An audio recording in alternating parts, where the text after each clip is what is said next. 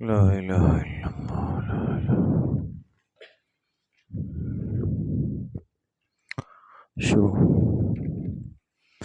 بسم اللہ الرحمن الرحیم۔ تعلیم دین کورس سال اول کی تفسیر قرآن کریم کا سبق شروع ہو رہا ہے۔ ساتھی اپنے قرآن کریم اور اپنی کاپیاں کھول دیں۔ اسی طرح آن لائن زوم کلاس میں جو حضرات و مستورات ہیں وہ بھی اپنے اپنے قرآن کریم اور کاپیاں کھول دیں۔ سورۃ الفجر مکمل ہو گئی؟ ماشاءاللہ۔ سورۃ الفجر مکمل ہو گئی۔ آج انشاءاللہ سورۃ البلد شروع کرتے ہیں۔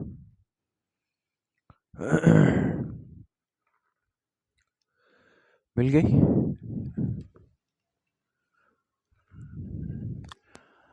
اعوذ باللہ من الشیطان الرجیم۔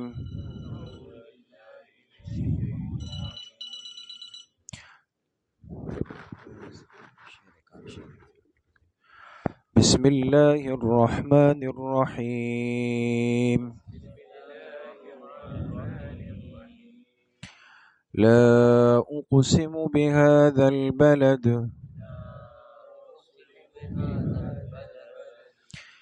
وأنت حل بهذا البلد ووالد وما ولد لقد خلقنا الإنسان في كبد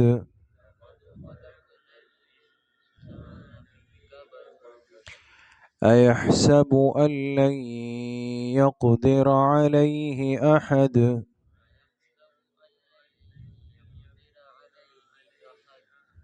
صدق اللہ العظیم۔ یہ سورۃ البلد ہے اور یہ بھی مکی سورت ہے، اور یہ بات آپ حضرات کے سامنے بار بار آ رہی ہے کہ مکی سورت وہ ہے جو ہجرت سے پہلے اتری، وہ حصہ قرآن کریم کا جو ہجرت سے پہلے نازل ہوا وہ سارا حصہ مکی کہلاتا ہے، اور جو ہجرت کے بعد کا ہے وہ سارا حصہ مدنی کہلاتا ہے۔ تو اس میں بھی انشاءاللہ ہم 4 باتوں کو لے کر چلیں گے۔ سورۃ البلد کا ترجمہ ہے، اس کی وجہ تسمیہ ہے، اس سورت کا موضوع ہے اور اس سورت کا خلاصہ ہے۔ فرماتے ہیں لا اقسم بہذا البلد، میں قسم کھاتا ہوں اس شہر کی۔ بلد عربی کا لفظ ہے، اس کے معنی آتے ہیں شہر کے۔ اللہ پاک فرما رہے میں قسم کھاتا ہوں اس شہر کی۔ شہر سے مراد کون سا شہر ہوگا؟ مکہ مکرمہ۔ بریکٹ میں لکھے مکہ مکرمہ۔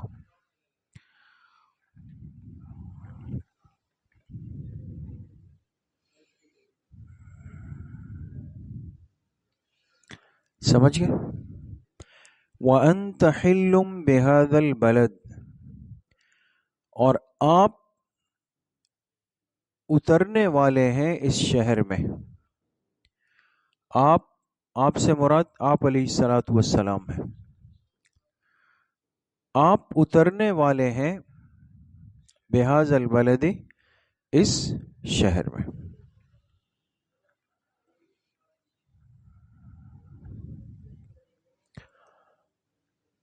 ووالد وما ولد،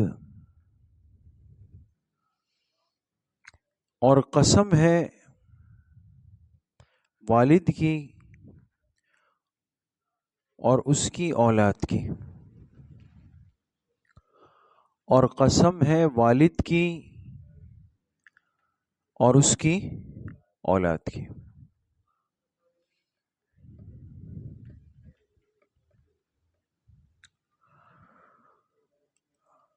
اب یہاں پر تھوڑا سا سمجھ لیں دوستوں کہ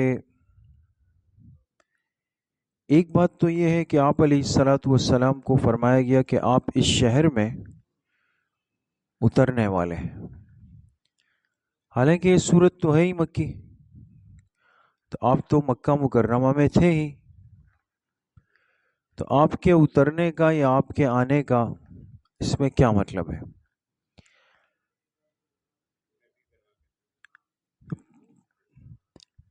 اس کا مطلب یہ ہے کہ یہ ایک اشارہ تھا کہ آپ اس شہر سے نکالے جائیں گے، ہجرت جو ہونی تھی نا، کہ آپ اس شہر سے نکلیں گے، ہجرت کر کے جائیں گے، لیکن وَأَنْتَ حِلٌّ بِهَذَا الْبَلَدِ، آپ دوبارہ اس شہر میں اتریں گے۔ یعنی گویا کہ یہ آیت اشارہ تھی کس کی طرف؟ فتح مکہ کی طرف۔ بات سمجھ میں آ گئی؟ سمجھ گئے؟ تو قرآن کریم کی ایک خصوصیت ہے اور ایک خاصیت ہے، ایک اعجاز ہے کہ آنے والے حالات کی پیشن گوئی فرماتا ہے۔ بہت ساری وہ چیزیں جو ابھی ہوئی نہیں تھی، آگے چل کر ہونی تھی، قرآن کریم نے پہلے سے ان باتوں کی طرف اشارہ کر دیا تھا۔ بات سمجھ میں آ گئی؟ تو فرمایا آپ اس شہر میں اترنے والے ہیں، یعنی ایک وقت آئے گا آپ نکلیں گے، ہجرت فرمائیں گے، مدینہ منورہ جائیں گے، لیکن مدینہ منورہ سے دوبارہ اللہ پاک آپ کو یہاں پر لائیں گے۔ بات سمجھ گئے دوست؟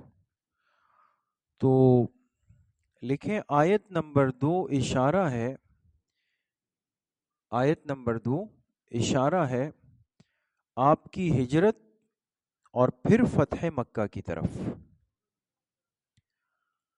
آیت نمبر 2 اشارہ ہے آپ کی ہجرت اور فتح مکہ کی طرف۔ بات سمجھ گئے نا دوست؟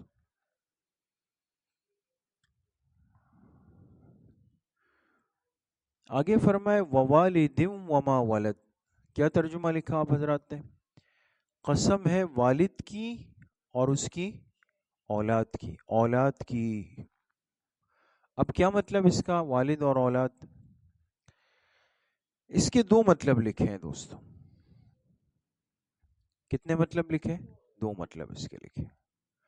پہلا مطلب یہ ہے کہ اس سے مراد ہے حضرت آدم علیہ الصلاۃ والسلام اور ان کی ساری اولاد، پوری انسانیت ان کی اولاد ہے۔ تو والد سے مراد ہے حضرت آدم علیہ الصلاۃ والسلام اور اولاد سے مراد ساری انسانیت ہے۔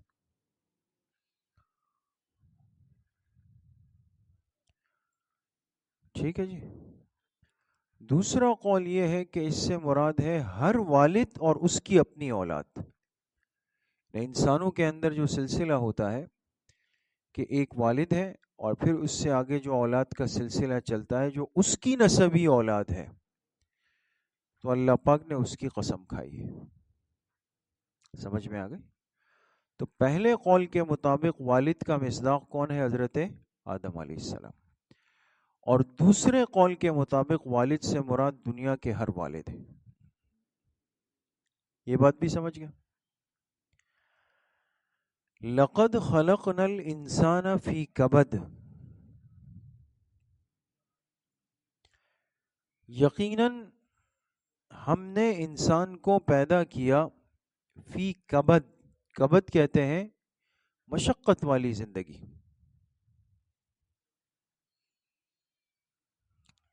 ہم نے انسان کو پیدا کیا کس میں؟ مشقت والی زندگی میں۔ دیکھیں نا، زندگی کا ایک مسلسل سفر ہے،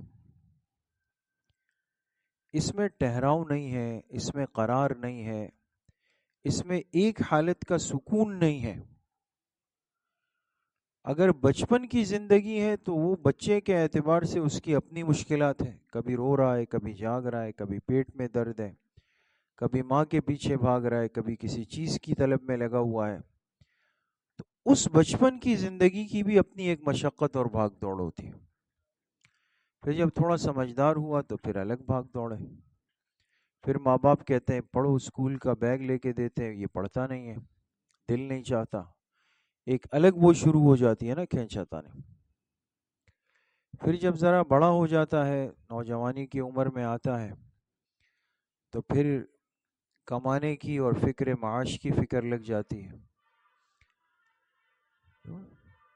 تو کبھی ایک طرف بیچارہ بھاگ دوڑ کرتا ہے، کبھی دوسرے کے پاس جاتا ہے، کبھی تیسرے کے پاس، کبھی نقصان، کبھی فائدہ، کبھی سوچ، کبھی اچھا کبھی برا، یعنی اس طرح ایک خلط ملط معاملہ چل رہا ہوتا.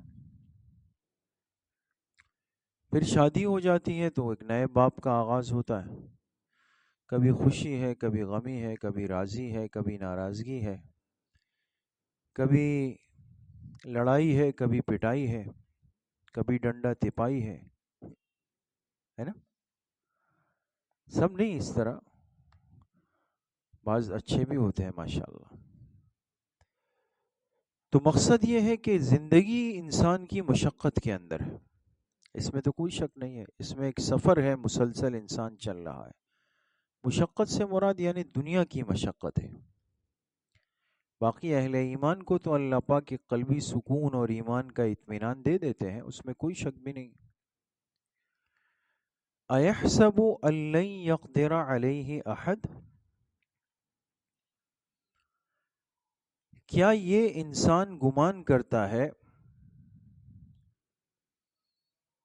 کیا یہ انسان گمان کرتا ہے، بریکٹ میں لکھے انسان کافر.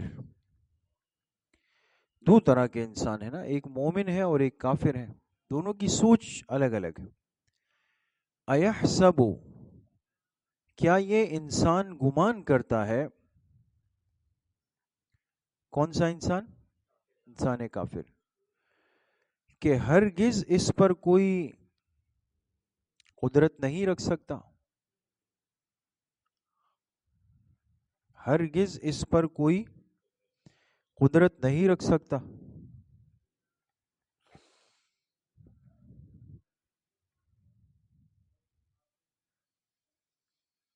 یقول،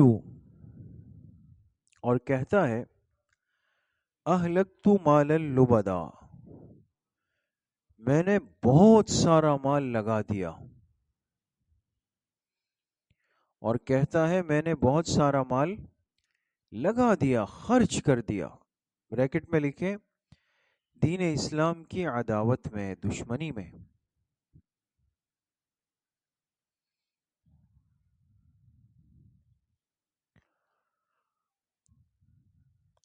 ایحسب ان لم یرہ احد، کیا یہ گمان کرتا ہے کہ اس کو کسی نے نہیں دیکھا؟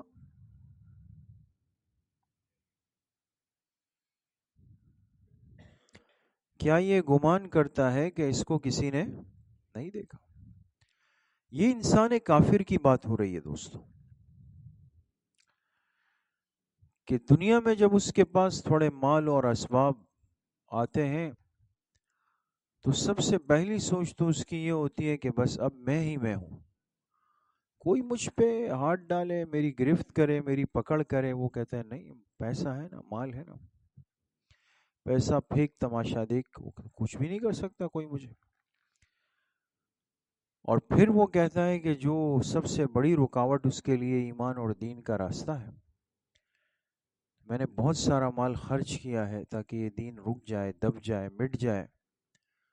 اللہ پاک فرماتے ہیں یہ سب کچھ کر کے اس کا گمان یہ ہے کہ اس کو کسی نے دیکھا نہیں، یا اس کا علم کسی کو نہیں ہوا اور یہ اسی طریقے سے موج مستیاں کرتا رہے گا. تو ایسا نہیں ہے. بات سمجھ گئے دوست؟ جی آ جائیں، آ جائیں ضرور.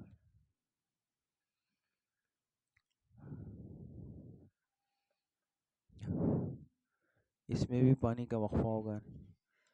اصل میں وہ طلبہ کی عادت ہوتی ہے نا بچوں کی بیچ میں پانی واش روم کی. اب ایسا نہ ہو کہ آپ لوگوں کو بھی سکھا دے، کل سے آپ لوگ بھی کہے کہ وہ. سمجھ گئے دوست؟ اچھا، دوسری بات سورت کی وجہ تسمیہ، ترجمہ یہاں تک کر لیں. 7 نمبر آیت. اس سورت کا نام ہے سورت البلد.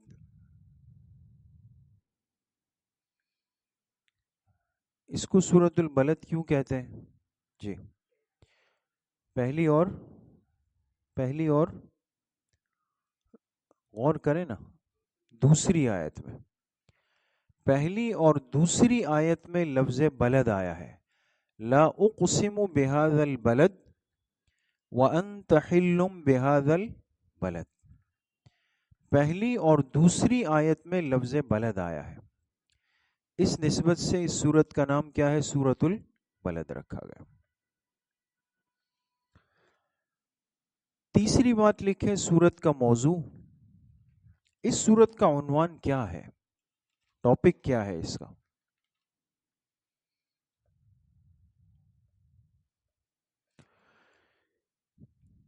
لکھے فرائض انسانی کا بیان۔ فرائض کہتے ہیں ذمہ داری کو، فرائض انسانی کا بیان۔ انسان کے اس دنیا میں فرائض اور ذمہ داریاں کیا کیا ہے وہ اللہ نے ذکر فرمائی۔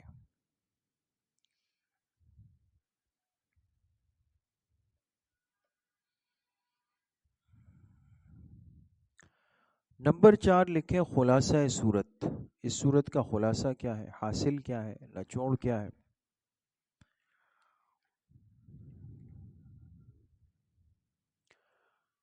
لکھیں انسان دنیا میں آرام پانے نہیں بلکہ کام کرنے آیا۔ انسان دنیا میں آرام پانے نہیں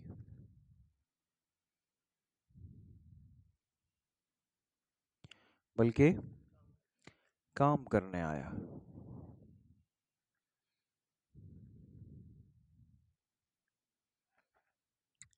اس کے ذمے کچھ کام ہے، مومن کی زندگی میں کام ہے، یہ کام میں لگا رہے گا، بیکار زندگی ضائع نہیں کرے گا۔ آخری بات لکھیں فائدہ۔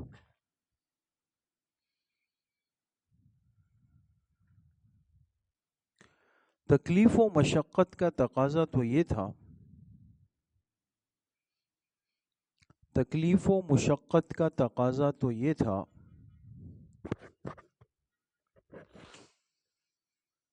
کہ اس انسان میں عاجزی ہوتی،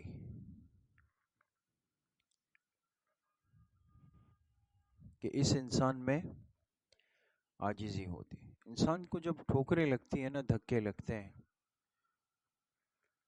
تو جب پک جاتا ہے نا، بن جاتا ہے، تو تب اس کو پتہ چلتا ہے کہ کس سے کس طرح بات کرنی۔